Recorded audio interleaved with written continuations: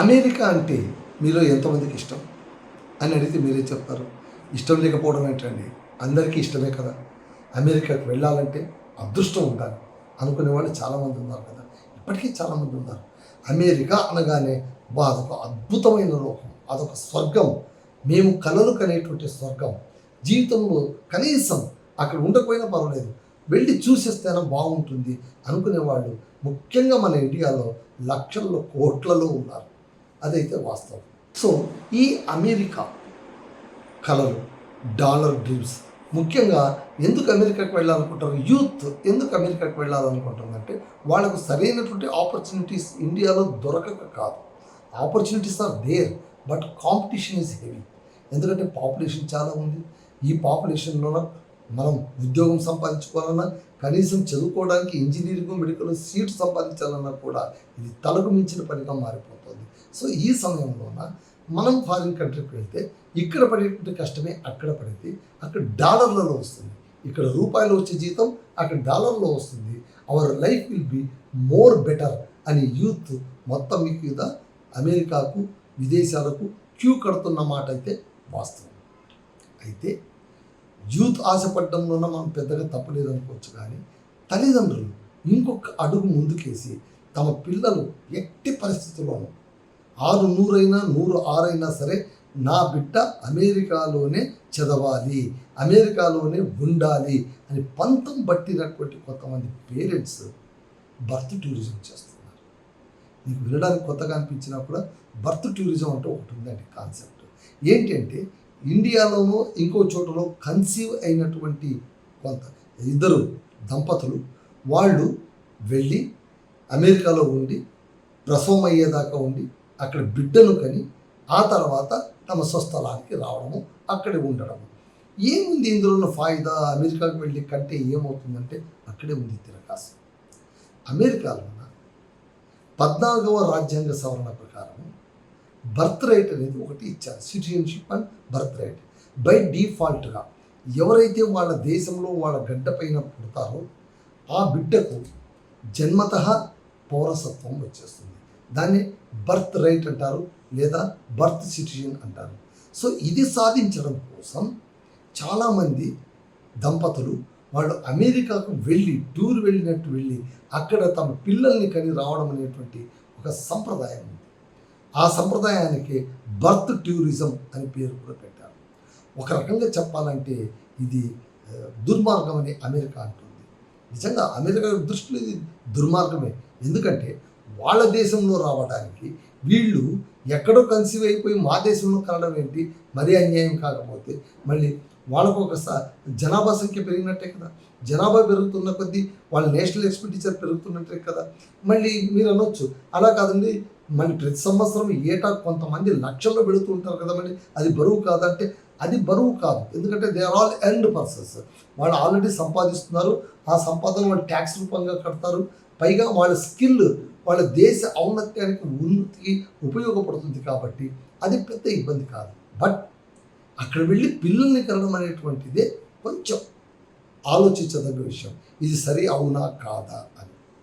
So ఇక్కడ ఇలా గర్భిణులు చాలామంది అక్కడికి వెళ్ళి కన్సీవ్ అయిన తర్వాత అక్కడ వెళ్ళి అక్కడ ఉంటున్నటువంటి 600 మంది గర్భిణులను వాళ్ళకి సంబంధించిన వీసాలు ట్రంప్ సర్కారు రద్దు చేసి పడేసింది. మీరందరూ మీ ఊళ్ళకి వెళ్ళి అక్కడే మీరు కనండి, మీ బిడ్డ అక్కడ సురక్షితం ఇక్కడ కంటే అని వాళ్ళు చెప్పకనే చెప్పారు. చూసారా, అక్రమంగా మనం వెళ్ళాలి అనుకుంటే సక్రమంగా వాళ్ళు బయటికి పంపించే మార్గాన్ని కూడా ఆలోచించి వీసాలను రద్దు చేసి పడేశారు. ఇప్పుడు ఈ విషయం హాట్ టాపిక్గా మారుతుంది. న్యూస్లోన ఫ్రంట్ లైన్లో నిలుస్తుంది. 600 వీసాలు రద్దయినాయి. ఆ 600 వీసాలు కూడా గర్భిణులవి. నిజంగా 600 వీసాలు గర్భిణులవి కాదు అని మరికొంతమంది వాదిస్తున్నారు. 600 మంది వీసా రద్దయిన మాట అయితే వాస్తవం. అందులో కొంతమంది గర్భిణులు ఉండొచ్చు అంతే తప్ప 600 మంది ఎక్కడున్నారండి అనేవాళ్ళు ఉన్నారు. అది నిజం అవునో కాదో తెలియదు, కానీ మొత్తానికైతే గర్భిణులు అక్కడ వెళ్ళినటువంటి గర్భిణుల వీసాలు అయితే రద్దయిపోయిన మాట వాస్తవం. ఇది పక్కా. సో ఇక్కడ ఏమంటున్నారంటే విదేశాంగ మంత్రి, అమెరికా విదేశాంగ మంత్రి మార్కో రూబియో అతను ఏం చేశాడు? ఆగస్టు 12 అంటే ఈ నెల 12వ తారీఖున వీసా రద్దు ప్రకటన చేశాడు. ఇట్లా 600 వీసాలు రద్దయినట్టు ప్రకటించాడు. సో బర్త్ టూరిజం కోసం వచ్చే వారికి ఏంటి ప్రాసెస్ అంటే, కొంతమంది బర్త్ టూరిజం అని చేస్తారు. ఈ బర్త్ టూరిజం కింద వాళ్ళు ఏంటంటే అక్కడికి వెళ్ళినప్పుడు B1 B2 వీసా కింద వెళ్తారు. అక్కడ వెళ్ళి కొద్ది కాలం పాటు ఉంటారు. సరిగ్గా 6 నెలలో లేకుంటే కనుక 5 నెలలో 6 నెలలో వాళ్ళు వెళ్తారు. అక్కడ 3-4 నెలలు ఉంటారు. కాల్పు తర్వాత మళ్ళీ వాళ్ళు ఇండియాకో లేకుంటే వాళ్ళ దేశానికో తిరిగి వచ్చేస్తారు. దీన్ని బర్త్ టూరిజం అని అంటారు. ఈ బర్త్ టూరిజం ద్వారా అమెరికాకు అన్యాయం జరుగుతుందని ట్రంప్ చాలా మండిపడుతున్నాడు. ట్రంప్కు ఒక ఫిక్స్డ్ ఆలోచన ఉందండి. ఆయన ఏమంటున్నారంటే, అమెరికాను భారంగా చేయడానికి, అమెరికా సంపదను దోచుకోవడానికి, అమెరికాను కూడా దరిద్ర దేశంగా మార్చడానికి ఈ థర్డ్ వరల్డ్ కంట్రీస్ పోటెత్తుతున్నాయి. ఇండియా, చైనా, పాకిస్తాన్, శ్రీలంక, ఈ ఏషియన్ కంట్రీస్ వీటన్నిటిని కూడా ఏమంటారు? థర్డ్ వరల్డ్ కంట్రీస్ అని అంటారు. అంటే పేద దేశాలు. ఇంకో మాటలో చెప్పాలంటే అది నేరడం కాదండి, అమెరికా వాడు పెట్టిన పేరు, అగ్రరాజ్యాలు వాడు పెట్టిన పేరు. అలాగే అమెరికా, యూరోపియన్ కంట్రీస్ వీటిని ఫస్ట్ వరల్డ్ కంట్రీస్ అని అంటారు. ఫస్ట్ వరల్డ్ కంట్రీస్ అయినా థర్డ్ వరల్డ్ కంట్రీస్ అయినా జియోగ్రాఫికల్ ప్యాటర్న్ మేబీ సేమ్, భౌగోళిక పరిస్థితులు ఒకేలా ఉండొచ్చు. ఇంకొకలా చెప్పాలంటే అసలు అక్కడే ప్రకృతి వైపరీత్యం ఎక్కువ. మీరు చూడండి, ఈ భారతదేశం ఇవన్నీ కూడా సౌత్ ఏషియా కంట్రీస్ అంటే కూడా ఈక్విటార్ రీజన్లో ఉన్నాయి, భూమధ్య రేఖలో ఉన్నాయి. కాబట్టి మనం 6 ఋతువులను సమానంగా చూస్తాం. ఎండను చూస్తాం, వానను చూస్తాం, గాలిని చూస్తాం, చలిని చూస్తాం. అయితే అక్కడ వాళ్ళు అయితే చలి, లేకుంటే వాన, లేకుంటే ఎండ చాలా తక్కువ, విపరీతంగా -డిగ్రీస్ టెంపరేచర్ ఉంటుంది. వాళ్ళు ప్రకృతితో పోరాడి బతుకుతున్నారు. సో చాలా అన్యూజువల్ లైఫ్ అక్కడ మనకు కనిపిస్తుంది. సరే, అక్కడ వాళ్ళ అడాప్టబిలిటీ కూడా చాలా న్యాచురల్గా మారిపోయింది, అది వేరే మాట. సో ఇక్కడ ఏంటంటే అమెరికాలో వెళ్ళి స్థిరపడాలి అనుకునేటువంటి వారిపైన వేటు వేసేందుకు ట్రంప్ సర్కార్ సిద్ధమైంది. 2020 నుంచే ఈ ఒక రూల్ అయితే ఉంది. ఏంటంటే నిండు గర్భిణులకు వీసా ఇవ్వము, వీసా రద్దు చేస్తారు. అసలు వీసా ఇవ్వడానికి చాలా ప్రాసెస్ ఉంటుంది, మనకు తెలుసు. మనం ఏంటి, అసలు ఆ దేశానికి ఎందుకు వెళ్తున్నాం, మనకున్న కారణాలు ఏంటి, అవి సరైనవా కాదా, ఇది వాదనకు నిలబడదా, వెళ్ళిన వాడు తిరిగి వాళ్ళ దేశానికి వెళ్ళిపోతాడా, అక్కడే ఏకులా వచ్చి మేకులా దిగబడిపోతాడా, వాడి ఆర్థిక స్తోమత ఏంటి, వాడు ఉన్న దేశంలో వాడికి ఆస్తులు ఏమైనా ఉన్నాయా, వాడు స్వయంగా బతకగలిగే శక్తి ఉందా, వాడి దగ్గర ఎంత డబ్బు ఉంది, ఇవన్నీ చూసి కానీ వీసా మంజూరు చేయరు. ఇక్కడ ఏం చేశారంటే 2020 నుంచే 2020 నుంచే గర్భిణులకు వీసా ఇవ్వట్లేదు. అయితే ప్రత్యేక పరిస్థితుల్లో ఇస్తున్నారు, హెల్త్ ఇష్యూస్ కావచ్చు, ఇంకోటి కావచ్చు, వాటి కోసం ఇస్తున్నారు. కానీ మేము ఇలా బర్త్ టూరిజం చేస్తామంటే మాత్రం వీసాలు ఇవ్వట్లేదు. సో ఇక్కడ ఇంకో క్వశ్చన్ కూడా ఉంది. పోనీ వీళ్ళు బర్త్ టూరిజం చేసి బిడ్డను కంటే తల్లిదండ్రులకు కూడా గ్రీన్ కార్డ్ వచ్చేస్తుందా, వాళ్ళు కూడా సిటిజన్స్ అయిపోతారంటే నో, వాళ్ళు కాదు. ఈ పుట్టిన బిడ్డ పెరిగి పెద్దవాడై లేదా పెద్దదై ఉద్యోగం సంపాదించి స్వయం ఆర్థిక శక్తి సంపాదించుకొని ఇమ్మిగ్రేషన్ స్పాన్సర్ కెపాసిటీ రావాలి. అంటే తల్లిదండ్రులను భరించగలిగేటువంటి శక్తి ఉండి అతను ఇమ్మిగ్రేషన్ స్పాన్సర్ సర్టిఫికేట్ ఇస్తే తప్ప, అసలు ఆ కంట్రీలోకి వెళ్ళాలంటే ఎవరైనా ఇన్వైట్ చేస్తే తప్ప మనం వెళ్ళడం, మనంతకు మనం వెళ్ళడానికి వీల్లేదు. దే షుడ్ ఇన్వైట్ అస్, మీరు రండి అని, అప్పుడు మనం వెళ్ళాల్సి ఉంటుంది. సో ఈ ఇమ్మిగ్రేషన్ స్పాన్సర్షిప్ ఆ బిడ్డకు కలిగేదాకా వాళ్ళ గ్రీన్ కార్డ్ రాదు, సిటిజన్షిప్ కూడా రాదు. సో అదొకటి. పైగా ఇంకోటి ఏంటంటే ఆరోపణ, చాలా పెద్ద ఆరోపణ ఏంటంటే ఇది ఒక పెద్ద బిజినెస్ ప్యాకేజ్లా మారిపోయింది.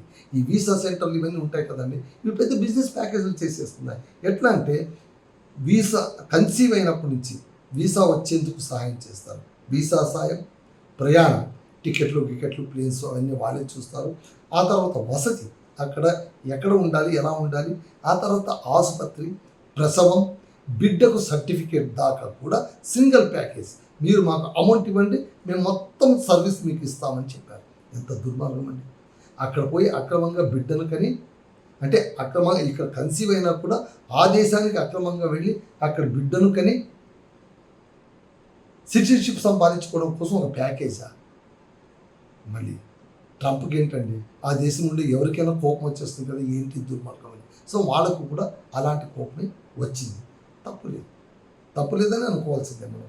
సో ఇక్కడ ఏంటంటే ట్రంప్ ఇప్పటికీ కసరత్తు చాలా చేశారు. ఎందుకంటే ట్రంప్ను రెండోసారి అధ్యక్షుడిగా అమెరికా వాళ్ళు ఎన్నుకోలేదు. ఇప్పుడు సరే తలలు పట్టుకుంటున్నారు, ఈ ట్రంప్ ఏంటి వీళ్ళు ఇట్లా చేస్తున్నారని.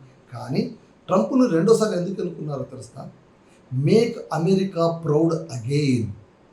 అమెరికాను మళ్ళీ గర్భవంత రాజ్యంగా, అగ్రరాజ్యంగా తీర్చిదిద్దడానికి నేను ప్రయత్నిస్తాను అనగానే వాళ్ళు అతనికి ఓటేశారు. చాలామంది చెప్పేది ఏంటంటే అమెరికన్స్కు తమ ప్రెసిడెంట్ పొలిటీషియన్ కానక్కర్లేదు, వాళ్ళు they didn't expect as a politician hour president అని. వాళ్ళకు ప్రెసిడెంట్ కావాల్సిన వాడు బిజినెస్ మెన్ అయి ఉండాలి, డీల్ కుదుర్చుకోవాలి. అలా డీల్ కుదుర్చుకోవడంలోనే ఇప్పుడు బొక్కబొరల పడుతున్నాడు ట్రంప్. అది మనం అందరం చూస్తున్నాం. అది తర్వాత వేరే వీడియోలో చేసుకుందాం. సో ఈయన ఏం చేశారంటే 2026 నాటికి మీరు నమ్మరు 1,75,000 వీసాలను రద్దు చేశాడు. 1,75,000 వీసాలను రద్దు చేశారు. అందులోన చాలా ఇండియా ఉంటాయి, చైనా ఉంటాయి. అది ఇంకా చెప్పాల్సిన అవసరం లేదు. సో ఈయన మొత్తం అంటకత్తెర వేయడం మొదలుపెట్టాడు. అయినా కూడా మనకు అమెరికా అంటే ఆశ చావట్లేదు. అదండి సమాచారం. That's all.